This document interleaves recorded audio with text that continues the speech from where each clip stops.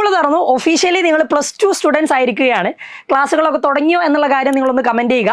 +1 നമുക്ക് പഠിച്ച ചാപ്റ്റേഴ്സിൻ്റെ അതേ ഡിഫിക്കൽട്ടി ലെവൽ തന്നെയാണോ +2 +2 ഡിഫിക്കൽട്ട് ആയിട്ടുള്ള ചാപ്റ്റേഴ്സ് ഏത്?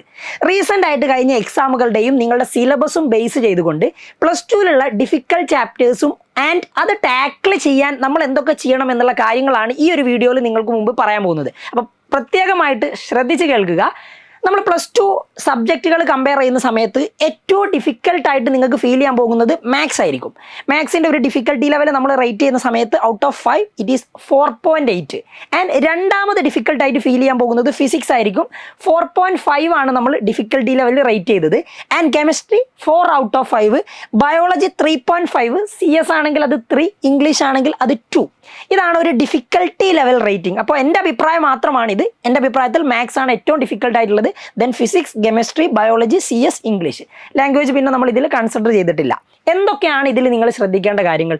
എന്തുകൊണ്ടാണ് മാത്സ് ടഫായിട്ടുള്ളത് അല്ലെങ്കിൽ ഫിസിക്സ് ഒക്കെ ടഫായിട്ടുള്ള ചാപ്റ്റേഴ്സിൻ്റെ ലിസ്റ്റിൽ ടോപ്പിൽ വന്നു? പ്രത്യേകം ശ്രദ്ധിക്കുക. നമ്മൾ ലാസ്റ്റ് ഇയേഴ്സ്, അതായത് കഴിഞ്ഞ കുറച്ച് വർഷങ്ങളിലെ ക്വസ്റ്റ്യൻ പേപ്പറും നമ്മുടെ സിലബസ് ഒക്കെ കമ്പയർ ചെയ്യുന്ന സമയത്ത് മാത്സിൽ കുട്ടികൾക്ക് ഒരുപാട് മാർക്ക് കുറയുന്നുണ്ട് പബ്ലിക് എക്സാമുകൾക്ക്. എന്താണ് ഇതിനുള്ള കാരണം എന്ന് ചോദിച്ചിട്ടുണ്ടെങ്കിൽ, മാത്സിലുള്ള ചാപ്റ്റേഴ്സ് +1-ലെത്തതുപോലെയല്ല, കുറച്ച് ഡിഫിക്കൽട്ടി ലെവൽ കൂടുതലുള്ളതാണ്. അതിൽ തന്നെ മാത്സിൽ കാൽക്കുലസ് എന്ന് പറയുന്ന ഒരു സെക്ഷൻ ഉണ്ട്. അതിൽ 5 ചാപ്റ്റേഴ്സ് വരുന്നുണ്ട്. ഈ ചാപ്റ്റേഴ്സാണ് എക്സാമിന് നിങ്ങളുടെ മാർക്ക് ഡിസൈഡ് ചെയ്യുന്ന പ്രധാനപ്പെട്ട ആൾക്കാർ. അപ്പോൾ ഈ ചാപ്റ്റേഴ്സ് പഠിക്കാൻ ബുദ്ധിമുട്ടാകുന്ന കുട്ടികൾക്ക് പൊതുവെ മാത്സിൽ മാർക്ക് കുറയുന്നുണ്ട്. അപ്പോൾ ഈ ചാപ്റ്റേഴ്സ് കാരണമാണ് മാത്സിനെ നമ്മൾ ഏറ്റവും ഡിഫിക്കൽട്ടായിട്ടുള്ള ചാപ്റ്ററിൽ ആദ്യം റേറ്റ് ചെയ്തിട്ടുള്ളത്. ഓക്കെ, രണ്ടാമത് ഫിസിക്സ് നിങ്ങൾക്കറിയാം, നമ്മൾ +1 പഠിച്ചതുപോലെ തന്നെ നിങ്ങൾക്ക് കൂടുതലായുള്ള കൺസെപ്ച്വൽ ക്ലാരിറ്റിയും വേണം. അതേപോലെ തന്നെ നിങ്ങളുടെ ന്യൂമറിക്കൽ സ്കില്ല് നല്ലതുപോലെ ഇമ്പ്രൂവ് ആയിരിക്കണം. എങ്കിൽ മാത്രമേ നിങ്ങൾക്ക് നല്ല മാർക്ക് സ്കോർ ചെയ്യാൻ പറ്റും. +2-ലും നിങ്ങൾ ശ്രദ്ധിക്കേണ്ട കാര്യം അതാണ്. കൺസെപ്റ്റ് ബേസ് ചെയ്തുകൊണ്ട് പഠിക്കുക. നിങ്ങളുടെ ന്യൂമറിക്കൽ സ്കില്ലൊക്കെ നല്ലതുപോലെ ഇമ്പ്രൂവ് ചെയ്യുക. നിങ്ങൾക്ക് നല്ല മാർക്ക് സ്കോർ ചെയ്യാൻ പറ്റും. ആൻഡ് അടുത്ത കേസ് നമ്മൾ കെമിസ്ട്രിയിലേക്ക് വരുന്ന സമയത്ത്, +1 നിങ്ങൾ ഓർഗാനിക് കെമിസ്ട്രി പഠിച്ചിട്ടുണ്ട്. അതേപോലെ തന്നെ +2-ലും നിങ്ങളുടെ മാർക്ക് ഡിറ്റർമൈൻ ചെയ്യുന്ന കെമിസ്ട്രിയിലുള്ള ചാപ്റ്റേഴ്സാണ് organic chemistry. Especially named reactions ഒക്കെ നിങ്ങൾ നല്ലതുപോലെ റിവൈസ് ചെയ്തുകൊണ്ട് വേണം പഠിക്കാൻ. ക്ലിയർ?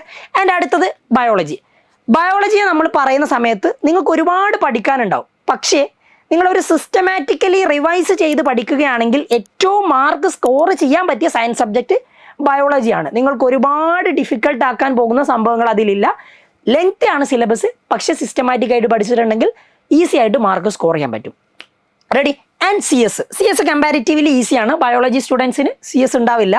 പ്രോഗ്രാമിംഗ് ലോജിക്ക് നിങ്ങൾക്ക് കൃത്യമായിട്ടുണ്ടെങ്കിൽ, അതേപോലെ തന്നെ SQL-നെ പറ്റിയും നിങ്ങൾക്ക് നല്ല നോളജ് ഉണ്ടെങ്കിൽ നിങ്ങൾക്ക് വലിയ കുഴപ്പമില്ലാത്ത നല്ല രീതിയിലുള്ള മാർക്കിലേക്ക് എത്താൻ പറ്റും. പ്രോഗ്രാമിംഗ് ലോജിക്ക് നിങ്ങൾക്ക് എന്തായാലും വേണം നല്ല മാർക്ക് സ്കോർ ചെയ്യാൻ വേണ്ടിയിട്ട്. അതാണ് പ്രത്യേകമായിട്ട് ശ്രദ്ധിക്കേണ്ട കാര്യം.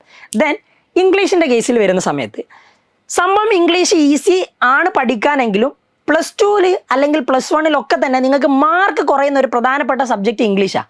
അതിന് നമ്മൾ പഠിക്കുന്ന കാര്യങ്ങൾ ഓക്കെ, ദാറ്റ്സ് ഫൈൻ, ബുദ്ധിമുട്ടൊന്നുമില്ല. കഥകളും കവിതകളും ഒക്കെ നമുക്ക് നല്ലതുപോലെ മനസ്സിലാവും, ഒക്കെ ക്ലിയർ ആണ്. പക്ഷേ നിങ്ങൾ എങ്ങനെ ഈ ആൻസർ പ്രസൻറ്റ് ചെയ്യുന്നു എന്നുള്ളതിലാണ് കാര്യം. അപ്പോൾ റൈറ്റിംഗ് സ്കില്ല് നിങ്ങൾ നല്ലതുപോലെ ഇമ്പ്രൂവ് ചെയ്യണം. റൈറ്റിംഗ് സ്കിൽ എന്നുള്ളത് കൊണ്ട് ഉദ്ദേശിച്ചത്, നിങ്ങളൊരു ചാപ്റ്റർ പഠിച്ചു കഴിഞ്ഞിട്ടുണ്ടെങ്കിൽ ചോദ്യവും ഉത്തരവും എഴുതി ഇങ്ങനെ പഠിക്കണം. നിങ്ങൾ ഒരുപാട് എഴുതണം. എഴുതി നിങ്ങൾ അത് ഇമ്പ്രൂവ് ചെയ്തിട്ടുണ്ടെങ്കിൽ മാത്രമേ നല്ല രീതിയിൽ നിങ്ങൾക്ക് ആ ആൻസർ എക്സാമിന് പ്രസൻറ്റ് ചെയ്യാൻ പറ്റും. അപ്പോൾ ആ കാര്യം ഇംഗ്ലീഷിൽ ശ്രദ്ധിച്ചിട്ടുണ്ടെങ്കിൽ you can score good marks. ഇത്രയും കാര്യങ്ങളാണ് നിങ്ങൾ ടഫായിട്ടുള്ള സബ്ജക്റ്റുകൾ പഠിക്കുന്ന സമയത്ത് ശ്രദ്ധിക്കേണ്ടത്. ആൻഡ് നമുക്ക് എങ്ങനെ A+ലേക്ക് എത്താം? ഈ സംഭവങ്ങളൊക്കെ മനസ്സിലാക്കിയിട്ടുണ്ടെങ്കിൽ നിങ്ങൾക്ക് A+ലേക്ക് എത്താൻ വലിയ ബുദ്ധിമുട്ടൊന്നുമില്ല. നിങ്ങൾ ഇന്ന് ക്ലാസ് തുടങ്ങിയിട്ടുണ്ടെങ്കിൽ ഇന്ന് തന്നെ പഠിച്ചു തുടങ്ങുക.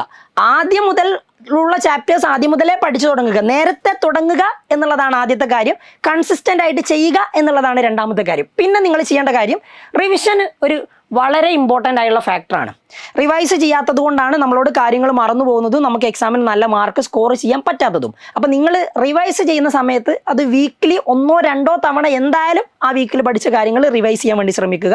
അതേപോലെ തന്നെ റീസെൻ്റ്ലി എക്സാം പാറ്റേൺ ഒക്കെ നല്ലതുപോലെ മാറിയിട്ടുണ്ട്. അപ്പോൾ PYQs ഒക്കെ ചെക്ക് ചെയ്യുക. ഒരു ചാപ്റ്റർ പഠിച്ചു കഴിഞ്ഞാൽ ആ ചാപ്റ്ററിൻ്റെ PYQ ചെക്ക് ചെയ്തിട്ട് അത് നിങ്ങൾക്ക് സോൾവ് ചെയ്യാൻ പറ്റുന്നുണ്ടോ എന്നുള്ളത് നോക്കുക. ഇല്ലെങ്കിൽ അതിൻ്റെ ആൻസർ തേടി പിടിച്ച് കണ്ടെത്തിയിട്ട് സ്വന്തമായിട്ട് സോൾവ് ചെയ്ത് പഠിക്കണം. ഓക്കെ, ദെൻ ഏറ്റവും ലാസ്റ്റുള്ള പോയിന്റ്, പറ്റുമെങ്കിൽ നിങ്ങൾ എല്ലാ മാസവും മോക്ക് ടെസ്റ്റുകൾ എഴുതണം. നിങ്ങൾ ട്യൂഷനുകൾ പഠിക്കുന്ന ആൾക്കാരാണെങ്കിലും നമ്മുടെ ആപ്പിലുള്ള സ്റ്റുഡൻ്റ് ആണെങ്കിലും ഒക്കെ നിങ്ങൾക്ക് ഒരുപാട് എക്സാമുകൾ അറ്റൻഡ് ചെയ്യാനുള്ള അവസരങ്ങൾ ഉണ്ടാവും. ഇനിയിപ്പോൾ ഇതൊന്നും ഇല്ലാത്ത ആൾക്കാരാണെങ്കിലും നിങ്ങൾ കുറേ ചോദ്യങ്ങൾ അറ്റൻഡ് ചെയ്തുകൊണ്ട് മോക്ക് ടെസ്റ്റുകൾ ഇങ്ങനെ എഴുതണം.